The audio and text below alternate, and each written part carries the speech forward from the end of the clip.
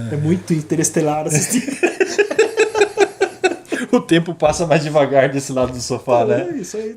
Porque tem mais massa, né, meu? Gravidade, né? Tem que explicar, Fala, galera, sejam muito bem-vindos ao Não Repare na Tomada. Hoje a gente vai falar sobre um assunto muito interessante que é metalinguagem. E para falar de metalinguagem, a gente vai usar um filme que é metalinguagem da concepção até a entrega do Oscar, e que tá perto dos nossos corações. E que está perto dos nossos corações. Se eu não falar, ele fica tendo comichões. É que eu adoro esse filme. Quer dizer, cara, eu descobri uma coisa, eu acho que eu falei que eu adoro esse filme em todos os filmes até agora. Então. Temos que começar a fazer filmes que eu não gosto. Ou filmes que todos não gostam. Se você tem um filme que você não gosta e você quer que a gente venha aqui só para detonar esse filme, fala pra gente o filme que você quer, coloca aqui nos comentários, entre em contato conosco. Matadores de velhinhas. Matadores de velhinhas. Matadores de velhinhas. Transformers. Você pode escolher. Qualquer um do Michael Bay. Explosão. Pum. E o filme que a gente escolheu para fazer essa brincadeira é o filme Adaptação. O filme é protagonizado pelo nosso querido e famigerado Nicolas Cage. Como metade dos outros filmes de Hollywood tem o Nicolas Cage. Metade do filme tem Nicolas Cage, a outra metade tem... Aliás, nesse filme tem 2 Nicolas Cage. Por falar nisso, ele me surpreendeu nesse filme como a atuação, tanto fazendo o protagonista quanto o irmão do protagonista. Realmente eu achei muito interessante a atuação dele. Não, ele não é mau ator, tá? O único problema é quando não controlam ele. Você tem que pôr uma coleira nele e falar onde ele acaba. Exatamente. Existe uma diferença entre overactors e atores ruins. Sim. Overactors tem aqueles caras que se você soltar ele, os caras são geniais. Ele vai fazer uma maluquice. Al Pacino, Gary Oldman, esses caras vão embora. Agora, tem uns caras tipo Jeremy Irons, eu adoro ele como overactor. Naquele filme, no Dungeons and Dragons, que aliás é um filme ótimo pra gente detonar. É mesmo? É aquele filme que ele solta aquele poder e fala Let the blood race! Cara, é a coisa mais maravilhosa que eu já vi na minha vida. E nesse filme ele não é overactor. Não é overactor. E metalinguagem, de fato, é a linguagem utilizada para descrever outra linguagem. É isso que significa metalinguagem. No caso, a metalinguagem está envolvida em todas as concepções do filme. O roteiro ele aborda temas como estou contando para você a história que eu vou fazer agora e vou lá e faço a história. Então essa construção de fato fez com que ele ganhasse os prêmios que ele ganhou. Então, no caso, o Kaufman ele tinha um artigo, na verdade era um artigo que virou livro e ele tinha que adaptar esse livro ao cinema. Ok, então ele ia fazer um roteiro de acordo com o livro. Ah, saquei. Só que ele sofreu um bloqueio imenso porque o livro não era tão adaptável assim ao roteiro. É o estilo, como ele fala, é o maravilhoso estilo prolixo do New Yorker. Ele tá falando, essa merda é só encheção de linguiça. E pra quem ainda não sabe, a gente tem um vídeo sobre adaptações. Adaptação do universo de Resident Evil para o filme. Se o Rafael quiser levantar a bola aí, onde está o link, acesse lá e dê uma olhada sobre o que a gente falou de adaptações. Pra fora do frame, tá? Mas tudo bem. E o desespero desse personagem começa a se... Do personagem, não. É legal você falar que o desespero não é do personagem. O desespero é do Kaufman.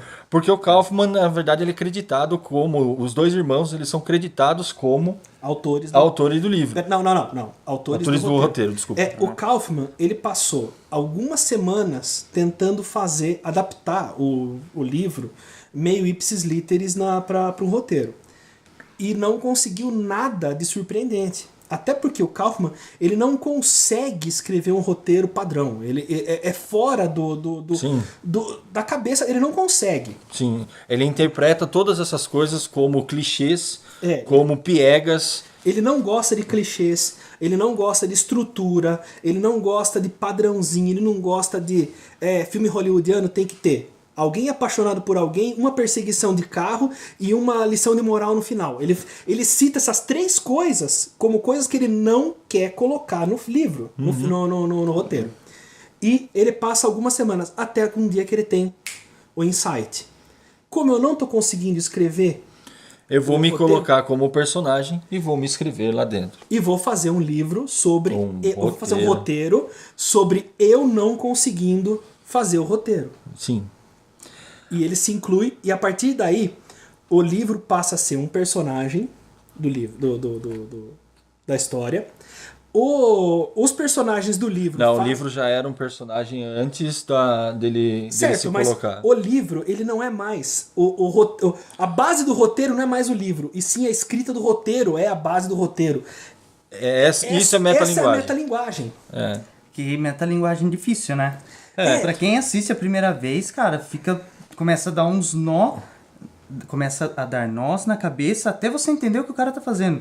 E você entende isso no final, basicamente. Justamente. Ou eu não digo no final, eu digo um pouco antes do final, que era um momento que tudo começa a se encaixar e a história sai daquele pulo de tempo onde ele joga pro passado alguma coisa. Toda hora ele tá volta fazendo pro essa presente, brincadeira. E na hora que tudo se une, aí você fala, pô, saquei o que o cara fez aí. Aham. Porque ele faz o filme se passa em 2 linhas temporais. Uma atual, que é ele escrevendo o roteiro, e uma de 3 anos atrás, que é contando a história do livro. história da concepção do livro. A história do livro. Só que a história do livro ocuparia 15 minutos. Ele conseguiria roteirizar o livro num filme de 15 minutos. Ele contaria toda a história do livro. Então ele conta essa história, e aí, intercalado com isso, ele conta a história dele tentando conceber o livro, o roteiro. Ao mesmo tempo, ele tem meio que uma disputa com o irmão dele. Essa foi a única parte que de fato para mim foi adicionada no final. Para mim toda a história do irmão, ela foi adicionada a posteriori. Depois que ele pensou em se colocar no filme. Perfeito. O irmão existia, o irmão era um loser lá, era um cara... Um Zé Ninguém. Um Zé Ninguém, só que ele tinha algum sucesso na vida pessoal. Não tinha sucesso nenhum na vida profissional, mas tinha sucesso na vida pessoal. Por outro lado, ele já não tinha nenhum sucesso na vida pessoal, isso foi mostrado no filme, e tinha bastante sucesso na vida profissional. Aí a posteriori, por quê? Porque deu para notar que as junções não estavam bem declaradas. Por exemplo, o irmão entra no quarto enquanto ele está se masturbando para fazer perguntar uma dúvida para ele. Quer dizer, aquela cena não encaixa dentro do drama de nenhum dos dois personagens. Entendeu? É uma questão toda... Tipo, isso aqui aconteceu. Entendeu? Ele poderia ter montado de uma forma diferente e ganhar nuances de estilo. Suponha, por exemplo, que ao invés de o irmão entrar no quarto com ele se masturbando, o irmão entrar no quarto na hora que ele tá loucão lá, falando de olho fechado, o irmão chega, olha... Isso daí daria mais conflito, porque é muito mais pessoal ou ele loucão falando no gravador do que ele na cama se masturbando. Que acontece uma vez no filme. Mas acontece uma vez ele meio que não explora isso. Então, entendeu? Aí você descobre que o irmão dele, na verdade, nunca existiu. Exato. O Donald Kaufman nunca existiu. Só que o Donald Kaufman entra creditado como roteirista desse filme. Então o filme é roteirizado por Donald Kaufman e Charlie Kaufman. Certo? No meio do filme, o Donald Kaufman morre. Não, no final do filme. No final do filme. O Donald Kaufman morre. E no final do filme, do coisa tem lá, em homenagem ao... Em memória. Detalhe. O Charlie Kaufman e o Donald Kaufman foram premiados com o BAFTA. Só que é um personagem fictício. Só que e os dois foram indicados pro Oscar por esse filme. Sim. Então foi a primeira vez que o Oscar foi indicado pro Oscar uma pessoa que não existe. Tipo o Donald, o Pato, não o presidente, vai ser lá ser indicado ao Oscar, sacou? Agora tente imaginar. É legal porque os Estados Unidos está sendo o Donald é o presidente e o Mickey é o vice, né? Isso que é legal. Eu tinha ouvido isso. Enfim, então o que aconteceu? O Kaufman conseguiu fazer nesse filme jogar uma realidade distorcida para dentro da ficção e uma ficção científica para a realidade. Não, é uma ficção distorcida para... Uma ficção distorcida para a realidade. Pra realidade. Sacou? Então, assim, Se isso não é metalinguagem, eu não sei mais o que é. Essas partes foram realmente muito interessantes. Matheus, você lembra do final, onde que eles começam a conversa com o roteirista guru lá? O ponto de virada do filme. Que é o ponto de virada do filme, onde ele fala, não use Deus Ex Machina. Tem Deus Ex Machina nesse filme? Cara, tem. No final do filme, o crocodilo. O crocodilo. Cara, do nada, já puxa o cara e... Ele come, tipo, na hora que o cara vai atirar, bem ali, o crocodilo vem miraculosamente naquele horário, naquela hora, naquele local, nhaque, dá umas mordiscadas. Já tinha mostrado, assim, mas bem rápido no começo do mas filme. Foi assim, muito... O que é legal nesse filme é o seguinte, o que eu gosto mais, ele passa metade do filme tentando escrever o filme sem conseguir, certo? E ele declara verbalmente as coisas que não vão pro filme. E todas elas vão. Que são, eu não quero fazer com que o filme se torne um filme de tráfico de drogas. Se torna um filme de tráfico de drogas. Eu não quero fazer forçar um amor nesse filme. Tchim. Eu não quero ter perseguição de carro. Tchim. Eu não quero ter tiros. Aí, depois, na hora que ele tá conversando com o roteirista, ele tá assistindo o curso do roteirista, ele tá pensando, né? Ele tá divagando, assistindo o curso e divagando. E você vê um voice-over. A hora que o voice-over acaba, o roteirista vira e fala, e Deus livre vocês de ter que colocar voice-over no roteiro. Quer dizer, aquilo que a gente acabou de estar observando é aquilo que ele fala, olha, isso aqui é uma coisa ruim. E, ao mesmo tempo, esse roteirista também fala, não use Deus Ex Machina. Então, a hora que ele deslancha na produção do filme, ele se torna clichê. O filme acaba sendo não uma adaptação do livro de Orquídeas. Mas é uma adaptação do homem. É uma adaptação da indústria, que ele também fala para não chamar de indústria. É a adaptação da indústria cinematográfica. Ou seja, é uma ideia de que um filme não sai se ele não for estruturado. Quando os dois irmãos estão conversando, e o irmão fala... os dois irmãos estão conversando e o estranho fala pro bonzinho, você era popular, mas as pessoas riam de você e não com você. Aí o que era popular falou o quê pra ele? Ele falou, olha, eu decidi há muito tempo atrás que eu tenho que ser definido pelas coisas que eu amo em mim e não pelas coisas que os outros amam em mim. Eu gostava dela, isso era problema meu e não dela. Adorei, então, eu acho que esse aí é o momento realmente de inspiração. Que essa era a mensagem que o livro de Orquídeas dava. Porque o cara era todo apaixonado por todas as coisas e mimimi. Só que ele estava pouco se fodendo se o que as pessoas estavam achando dele. Entendeu? Existiu um outro ponto também que é bem sutil isso. A Orlin, a escritora, ela se apaixonou pela orquídea sem nunca ter visto. E aí um dia ela vê a orquídea, ela chega pra orquídea e fala, mas é só uma flor.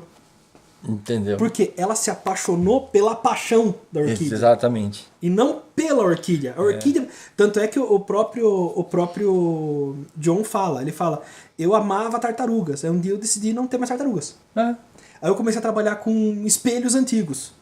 E esses aí eu parei. Aí um dia eu comecei a trabalhar com peixes. E daí parei. Agora eu tive um horto. Aí o horto destruiu. Aí eu comecei a caçar orquídea. Você entendeu? Ele era apaixonado pela paixão e não pelas coisas que ele era apaixonado. Entendeu a ideia? Exatamente. Que é uma coisa clichê, que você dá uma lição de moral. Né? Chega no final, você dá uma lição de moral para dar uma mensagem importante de crescimento, de mudança, de não sei o que. O personagem tem que ter uma mudança. Só que não foi anunciada. Isso não foi anunciado. Quando ele falava, não pode ter... Ele falava, fazia um voice-over longo enquanto o cara tava falando de roteiro, aí o cara lá falava mal de voice-over. Opa, foi anunciado que ia ter uma galhofa, uma piadinha. Não pode virar uma história estruturada, roteirizada, e nananana. Virou uma história. Não pode ter drogas, virou drogas. Então tudo isso foi anunciado. Mas ele fala que não pode ter uma lição de moral. Então, ele fala que ele não pode ter uma lição de moral, mas só que e evolução do personagem. Só que ele não fala especificamente. Não, ele fala. Ele fala sim. Ele fala, eu não quero um filme que os personagens evoluam e melhorem no final. Eu quero simplesmente... Isso mudou a minha percepção do filme agora. Ele falou, eu quero simplesmente um filme sobre flores. Cara...